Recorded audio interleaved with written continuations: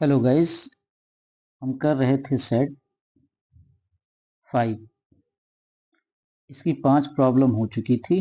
ठीक है, आज हम छठी और लास्ट प्रॉब्लम देखते हैं। तो आइए, तो छठी प्रॉब्लम जो है, इसका पहला क्वेश्चन क्या है हमारे पास। हमारी छठी प्रॉब्लम जो है, ठीक है, तो ये बारंबारता का है। इसमें हमें क्या निकालना है? माध्यिका निकालनी है। ठीक है, इसमें हमें माध्यिका निकालनी है। तो माध्यिका निकालने के लिए जो फार्मूला होता है वो क्या होता है, तो हम लिखेंगे माध्यिका बराबर, ठीक है, क्या रहता है? Lower limit L plus N by two minus का संचयी बारंबारता से ऊपर वाला बारंबारता इंटू एच, ये रहता है। अब इसमें जो बारंबारता दी गई है, इसका हम संचयी बारंबारता निकालें। ठीक, संचयी बारंबारता निकालें तो क्या आ जाएगा? ये 14 ही रहेगा। ठीक है, ये कितना हो जाएगा? 14 और 56 मिलके 6 4 10, ठीक है, 5 1 6 1 7, 70 हो जाएगा। 70 और 60 मिलके 7 6 13, 130, 130 और 86 मिलके कितना हो जाएगा? 6 8 3 11 2, 216। ठीक है, 216 में आप 74 जोड़े तो कितना हो जाएगा? 6 4 10, 7 1 8 1 9 2, 290 हो जाएगा। 290 में 62 जोड़िए तो कितना हो जाएगा? 2 9 6 15, हासिल 1 2 1 3, 352। 352 में 48 जब आप जोड़ेंगे तो ये आ जाएगा सीधे सीधे 400। ठीक है, अब n का मान कितना आ गया? 400। n बाई टू कितना आएगा? n बाई टू जो आएगा 400 बटे 2 बराबर 200। ठीक, अब 200 आ रहा है तो 200 से ज्यादा नंबर कौन सा है? 200 से ज्यादा हमारा 216 है।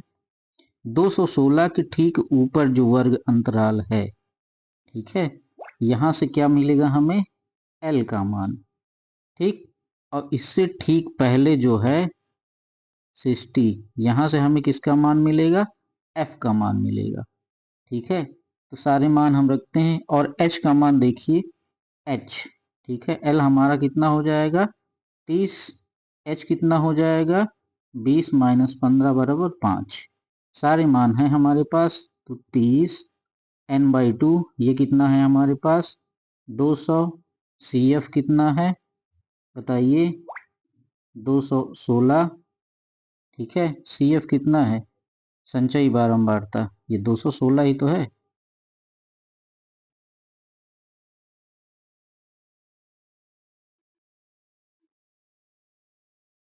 नहीं, संचयी बारंबारता हमारा जो रहेगा वो 130 रहेगा। केवल वर्ग अंतराल हमें डिसाइड करना है। ठीक है, अब एच का मान, एफ का मान, एफ का मान कितना हो जाएगा? 60। ठीक, एफ का मान कितना हो जाएगा? 60 हो जाएगा इंटू एच, एच कितना है हमारा? 5। इसको हम सॉल्व करते हैं तो 30, ये माइनस का 16 बटे 60 गुणे 5, 5 का 5, 5 बरहम में 60। ठीक है, 4 चौक 16, 4 3 12, 3 आ गया। अब यहाँ पे 30 है तो 3 त्रिक का 9, 90 माइनस 4। ठीक है, 90 माइनस 4 बटे 3 जब हम करेंगे तो देखिए कितना आ जाएगा? सीधे सीधे ये आ जाएगा 86 बटे 3। इसको हल करेंगे तो 3 दूनी 6, ठीक है, 3 दूनी 6, 2 बचा, 26 हुआ, 3 8 24, ठीक है, फिर 2 बचा, 3 छंग 18। तो ये इतना आ जाएगा आंसर माध्यिका का। ठीक, आशा करता हूँ समझ में आ गया होगा। अब अगली प्रॉब्लम हम देखते हैं। तो हमारी अगली प्रॉब्लम जो है,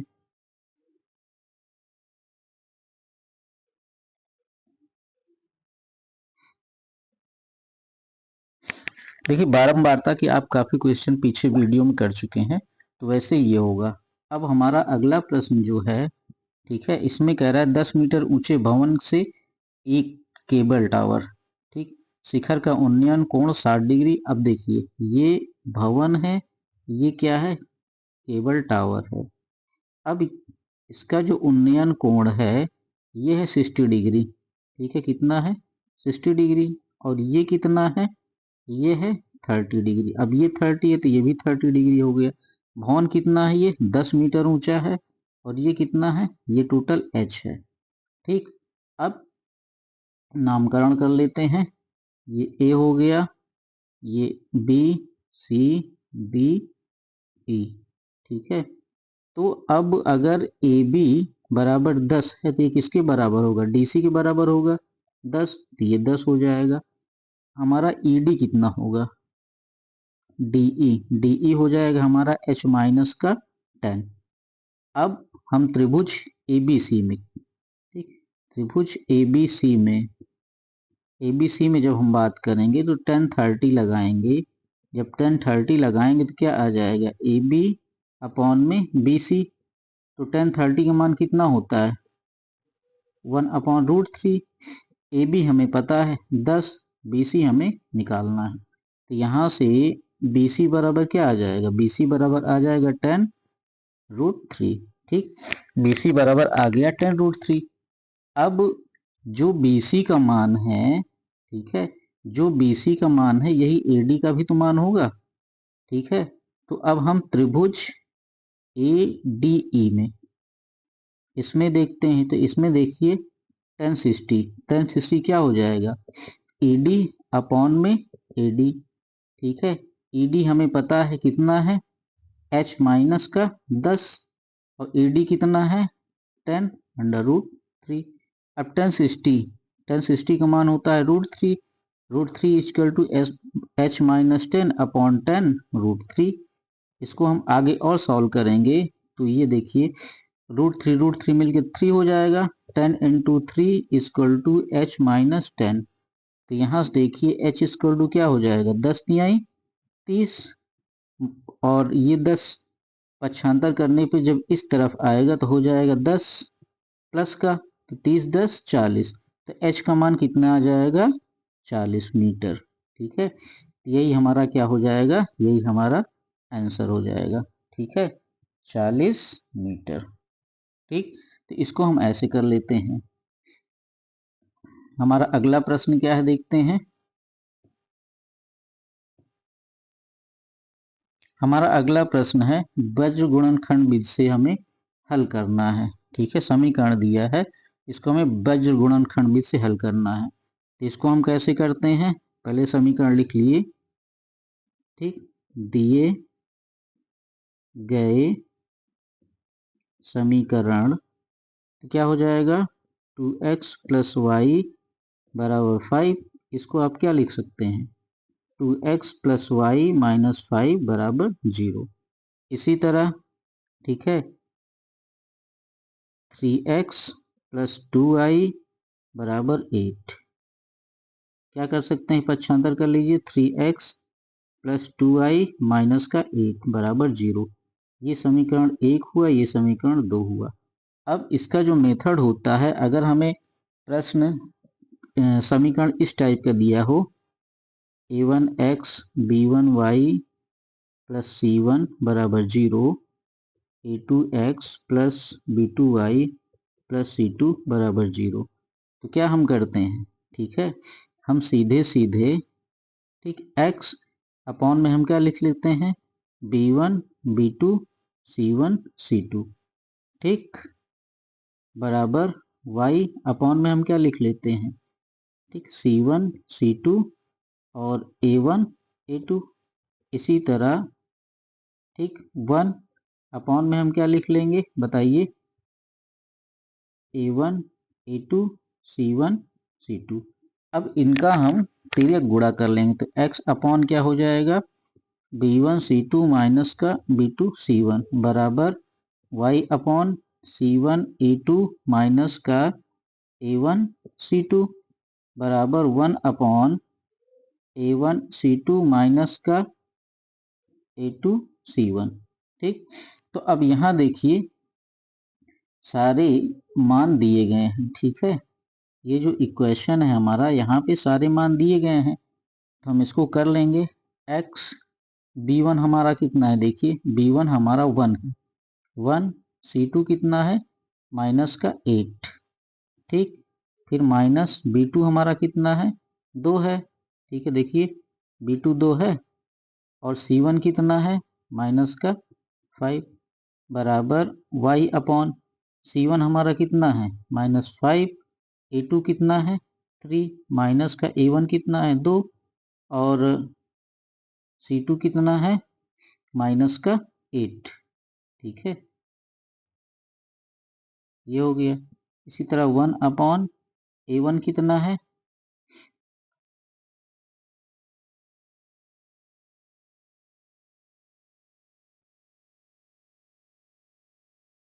देखिए यहाँ थोड़ा गड़बड़ हो गया, यहाँ b1 और b2 होगा, ठीक है, सॉरी। तो ये b2 हो जाएगा और ये b1 हो जाएगा, ठीक है। ये हमारा b1 होगा, ये होगा b2, यहाँ पे b2 हो जाएगा, यहाँ पे b1 हो जाएगा। तो a1 हमारे पास कितना है 2, b2 2, माइनस का हो जाएगा 3 इंटू 1। अब इसको हम सॉल्व करते हैं तो x अपॉन में कितना आ जाएगा -8 और प्लस का 10 बराबर y अपॉन -15 और ये प्लस का 16 बराबर 1, 2 दूनी 4 माइनस का 1। इसको और सॉल्व करिए तो हो जाएगा x अपॉन 2, ठीक, x अपॉन 2 बराबर y अपॉन 1 बराबर 1 अपॉन 1। तो यहाँ से, ठीक, यहाँ से x बराबर कितना आ जाएगा 2 और y बराबर कितना आ जाएगा 1, ठीक। x बराबर 2, y बराबर 1। अब ये जो मान आ रहा है इसको आप किसी भी इक्वेशन में रख के देख सकते हैं कि वो सेटिस्फाई कर रहा है या नहीं कर रहा है। जब सेटिस्फाई कर रहा है तो वही आंसर हो जाएगा, ठीक। आशा करता हूँ समझ में आ गया होगा। अब अगली प्रॉब्लम हम देखते हैं। तो देखिए अगली प्रॉब्लम जो है वो रचना पे आधारित है, ठीक है, रचना पे आधारित है और ये हमें हमारे सिलेबस में नहीं है तो इसको हमें नहीं करना है। अब हम देखते हैं इसकी अगली प्रॉब्लम क्या है। तो सेवेंथ, ठीक है, सेवेंथ का पहला प्रश्न कह रहा है दो संख्याओं के वर्गों का अंतर 180 है, छोटी संख्या का वर्ग बड़ी संख्या का 8 गुना है, तो दोनों संख्याएं ज्ञात कीजिए। अब दो संख्याओं के वर्गों का अंतर कह रहा है, ठीक है। हम मान लेते हैं, ठीक है, माना एक संख्या x तथा दूसरी y है, ठीक। फिर प्रश्नानुसार क्या हो जाएगा, एक्स स्क्वायर माइनस का वाई स्क्वायर बराबर कितना दिया है 180 कह रहा है। दो संख्याओं के वर्गों का अंतर 180 है। अब कह रहा है छोटी संख्या का वर्ग बड़ी संख्या का 8 गुना है, ठीक है, छोटी संख्या का वर्ग। तो अब यहाँ पे देखिए हम वाई स्क्वायर को घटाए हैं, ये छोटी संख्या हो गई। तो दूसरी जो शर्त है उसके हिसाब से छोटी संख्या का वर्ग वाई स्क्वायर बराबर बड़ी संख्या का 8 गुना, बड़ी संख्या x का 8 गुना, ठीक। तो ये समीकरण 1 हो गया, ये समीकरण 2 हो गया, ठीक है, बराबर 8x। अब वाई स्क्वायर का मान समीकरण 1 में रखिए तो एक्स स्क्वायर माइनस का 8x बराबर 180। इसको अब पक्षांतर कर लीजिए तो x square minus 8x minus 180 बराबर 0। तो x माइनस का 10x x square minus 10x plus 8x minus 180 बराबर 0। देखिए 10 अट्ठे 80, ठीक है, 180 हमें लाना है, ठीक है। तो 180 लाना है तो ऐसे नहीं होगा, तो इसका क्या गुणनफल हो जाएगा, इसका जो गुणनखंड होगा इस टाइप से एक्स स्क्वायर माइनस का 18x प्लस 10x माइनस 180 बराबर 0। इसके गुणनखंड हो जाएंगे x माइनस 18 और x प्लस का 10 बराबर 0। तो x प्लस 10 बराबर 0 हम करते हैं तो x बराबर क्या आता है, माइनस का 10। तो ये हमें नहीं लेना है। क्यों? क्योंकि संख्या कह रहा है तो उसको हमें माइनस वाला निगलेक्ट कर देना है। x माइनस 18 बराबर 0, तो यहाँ से क्या हो जाएगा, x इक्वल टू 18। अब यहाँ से हमें x इक्वल टू 18 कंसीडर कर लेना है। तो दिया है y स्क्वायर बराबर क्या, x इंटू 8, x का मान 18 और 8 गुणा 18 अट्ठे 144। अब y बराबर तो 144 का वर्गमूल, ठीक, ये कितना आ जाएगा, 12। ठीक है, तो इस तरह से x इक्वल टू पहली संख्या क्या आ जाएगी 18 और दूसरी संख्या क्या आ जाएगी 12। तो इसको हम ऐसे कर लेते हैं। आशा करता हूँ समझ में आ रहा होगा। अब अगली प्रॉब्लम हम देखते हैं। तो अगला भी समीकरण सॉल्व करना है। इसमें दो समीकरण दिए गए हैं। ठीक है, तो इसमें हमें कुछ चीजें माननी है। जैसे, ठीक है, माना 3x प्लस वाई बराबर u और 3x माइनस वाई बराबर v। ठीक है, जब ये हम मान लेंगे तो प्रॉब्लम आराम से हो जाएगी। ठीक, तो पहला समीकरण क्या हो जाएगा, 2 upon U plus 1 upon V equal to 1। दूसरा समीकरण 1 upon U minus 2 upon V बराबर का माइनस 3/4। अब ये अगर समीकरण 1 हो, ठीक है, ये समीकरण 1 हो, ये समीकरण 2 हो, तो समीकरण 1 में 2 का गुणा करके जोड़ने पर लिख देंगे समीकरण 1 में 2 का गुणा करके 2 से जोड़ने पर।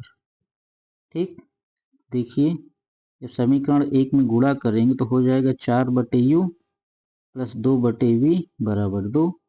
और हमें जोड़ना किससे है, 1 upon U minus 2 upon V बराबर माइनस का 3/4 से। जब जोड़ेंगे तो देखिए 4 1 5/u, ये पूरा क्या हो जाएगा, ये कैंसिल हो जाएगा। ठीक, बराबर कितना आ जाएगा, 2 माइनस 3/4। इसको जब हम हल करेंगे 4 दूनी 8 माइनस 3/4, ये आ जाएगा 5/4। ठीक, तो इस तरह 5/u बराबर कितना आया, 5/4। यहाँ से u बराबर कितना आ जाएगा, u बराबर 4 आ जाएगा।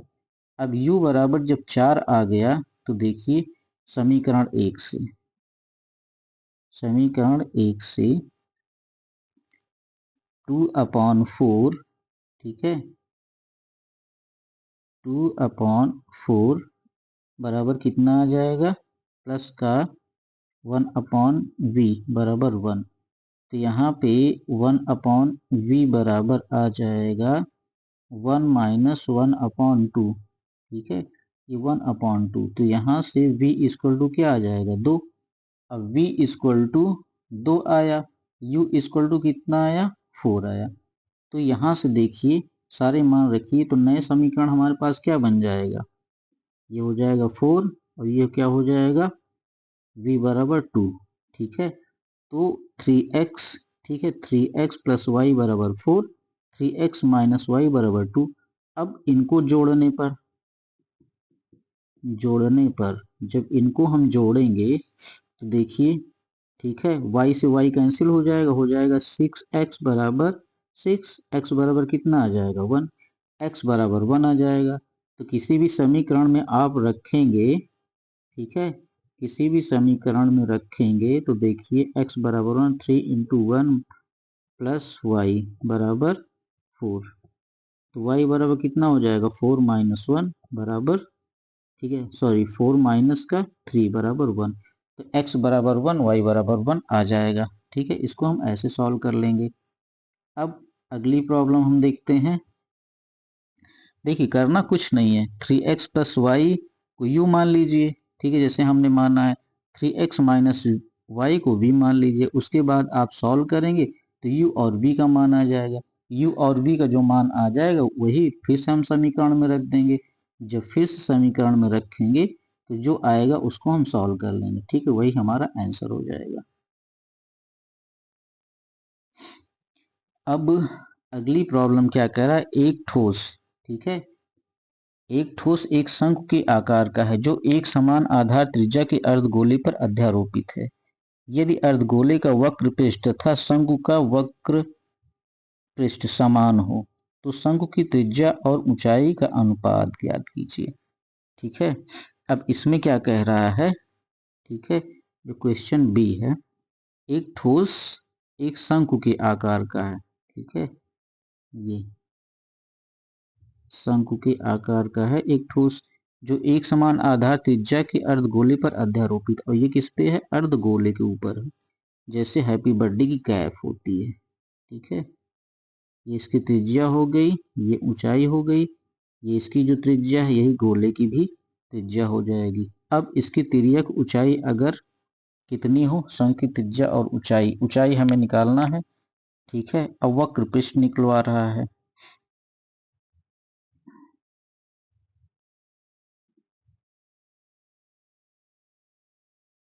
ठीक है, तो ये अगर L हो, ठीक, शंकु की अगर ऊंचाई h हो तो L इक्वल टू क्या हो जाएगा, under root h square plus का r स्क्वायर। ठीक, यही होता है, तो हम लिख लेंगे शंकु का वक्र पृष्ठ। ठीक, शंकु का वक्र पृष्ठ बराबर कितना हो जाएगा, 2 पाई आर एल। ठीक, 2 पाई आर एल बराबर कितना आ जाएगा, H square plus are square. इसी तरह अर्धगोले का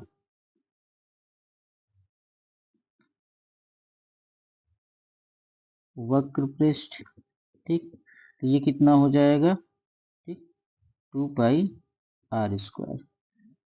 ठीक है, क्योंकि संपूर्ण पृष्ठ की बात नहीं कर रहा है, केवल और केवल वक्र पृष्ठ की बात कर रहा है। अब ये दोनों क्या हैं, बराबर हैं। ठीक है, ये क्या है, बराबर हैं, तो लिख देंगे दिया गया है, ठीक, 2 pi r under root H square plus are square बराबर 2 पाई आर स्क्वायर, ये हमें क्या है, दिया गया है। ठीक है, अब देखिए 2 पाई से 2 पाई कैंसिल हो गया, ठीक है, और r से एक r कैंसिल हो गया, हमारे पास बचा क्या, H square plus are square बराबर r। अब दोनों तरफ वर्ग करने पर, ठीक, जब वर्ग करेंगे, ठीक है, तो हो जाएगा H square plus are square बराबर आर स्क्वायर। ठीक है, तो यहां से h का मान 0 कैसे आएगा भाई, कहीं कुछ तो गड़बड़ है।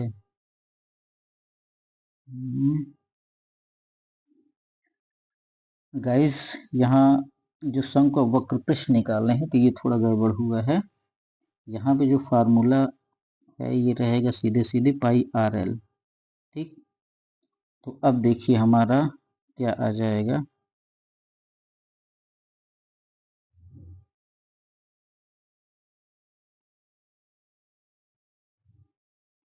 तो देखिए पाई से पाई कैंसिल हो जाएगा, आर से आर कैंसिल हो जाएगा, हमारे पास बचेगा अंडर रूट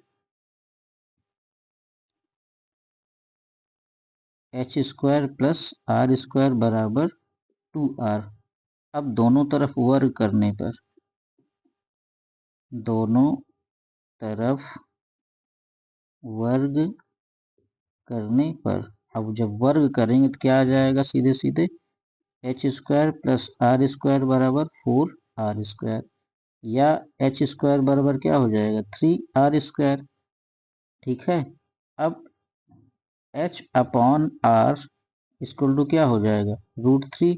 अब हमें त्रिज्या और ऊंचाई में अनुपात पूछ रहा है, तो R/H ये क्या हो जाएगा, 1/√3। तो जो अनुपात रहेगा क्या हो जाएगा, 1/√3। ठीक है, यही हमारा क्या हो जाएगा, आंसर हो जाएगा। ठीक है, तो इसमें क्या करना है, ठीक है, दिया है एक ठोस है जो शंकु के आकार का है और उसका जो आधार है एक अर्धगोले पे है। तो अर्धगोले की त्रिज्या हमने r मान लिया, शंकु की त्रिज्या की ऊंचाई l मान लिया। अब शंकु का वक्र पृष्ठ क्या होता है, पाई आर एल। ठीक है, शंकु का वक्र पृष्ठ पाई आर एल होता है। एल इक्वल टू क्या होता है, √h² प्लस r²। फिर अर्धगोले का वक्र पृष्ठ 2 पाई r²। अब दोनों को हमने बराबर करके सॉल्व किया तो ये हमारे पास आंसर आ गया। ठीक है,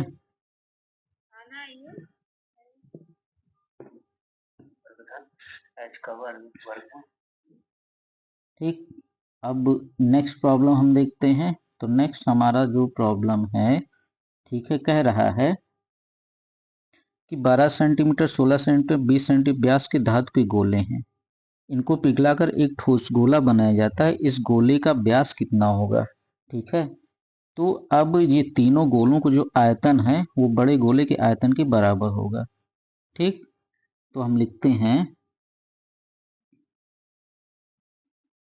तीनों गोलों का आयतन बराबर बड़े गोले का आयतन।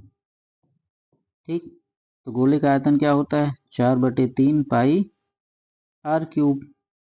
अब यही फार्मूला सबके लिए हो जाएगा, 4/3 पाई। अब पहले गोले के लिए व्यास कितना दिया है, 12 सेंटीमीटर, तो त्रिज्या कितनी हो जाएगी, 6/3। ठीक है, दूसरे के लिए इसी तरह व्यास 16 दिया है तो त्रिज्या कितनी हो जाएगी, 8/3। ठीक, फिर इसी तरह तीसरे के लिए 20 दिया है तो ये कितना हो जाएगा, 10³। ठीक, बराबर 4/3 पाई। अब बड़े गोले की त्रिज्या अगर r हो तो r³। ठीक, देखिए 4/3 पाई, 4/3 पाई कॉमन है तो ये कैंसिल हो जाएगा। अब सीधे सीधे हम क्या करेंगे, जो हमारे पास ये है 6³ प्लस 8³ प्लस 10³ बराबर r³। इसको जब हम सॉल्व करेंगे तो r का मान कितना आ जाएगा, 12। ठीक, r का मान 12 आ जाएगा।